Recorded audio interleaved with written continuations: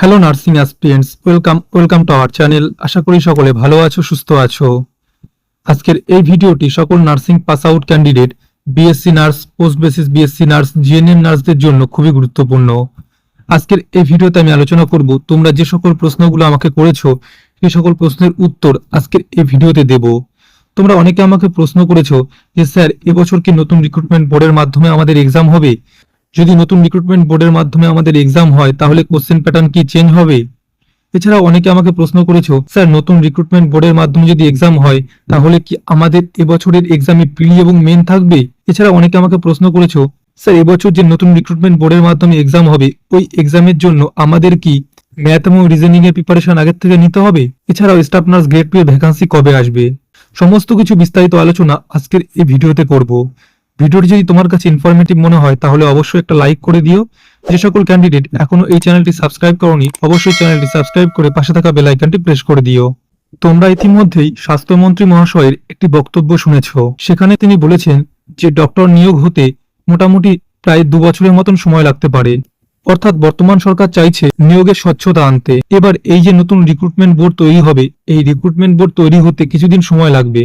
এছাড়াও আমরা শুনেছি যে এবছর স্টাফ নার্স গ্রেড 2 এর পরীক্ষা পিএসসি বোর্ডের মাধ্যমে হতে পারে। এবার এই পিএসসি বোর্ডের মাধ্যমে যদি এক্সাম হয় তাহলে কিন্তু এক্সামটা একটু টাফ হবে, অর্থাৎ তোমাদের কোশ্চেন প্যাটার্ন কিন্তু একটু চেঞ্জ হবে। এই বিষয়ে তোমরা একটা প্রশ্ন করেছো যে স্যার এবছর যদি পিএসসি বোর্ডের মাধ্যমে এক্সাম হয় তাহলে আমাদের এক্সামে কি ম্যাথ এবং রিজনিং এর কোশ্চেন থাকবে?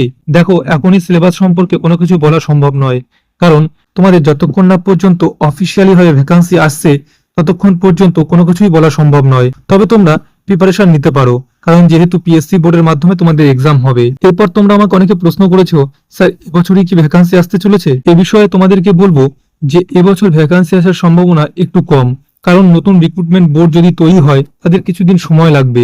পিএসসি বোর্ডের মাধ্যমে নিয়োগ হতে পারে, তাই তোমরা ভালো করে প্রিপারেশন নাও। কেউ প্রিপারেশন বন্ধ করবে না। প্রিপারেশন বন্ধ করলে কিন্তু তোমরা আবার নতুন করে প্রিপারেশন নিতে গেলে অনেক সময় লাগবে। তাই তোমাদেরকে বলবো ভ্যাকান্সি কবে আসতে পারে, আদৌ ভ্যাকান্সি আসবে কিনা এ বিষয়ে না ভেবে তোমরা তোমাদের প্রিপারেশন কন্টিনিউ করো। তোমরা কোন কোন বইগুলো পড়বে আগের ভিডিওতে আমি তোমাদেরকে বলে দিয়েছি। তোমরা চাইলে টার্গেট হাই প্র্যাকটিস করতে পারো। এছাড়াও পিয়ার যাদবের ভলিউম 2 পড়তে পারো।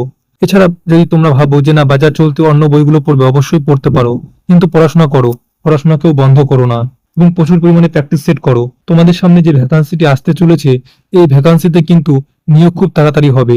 ভিডিওটি শেষ করার আগে তোমাদেরকে আরো একবার বলবো যে তোমরা ভালো করে পড়াশোনা করো।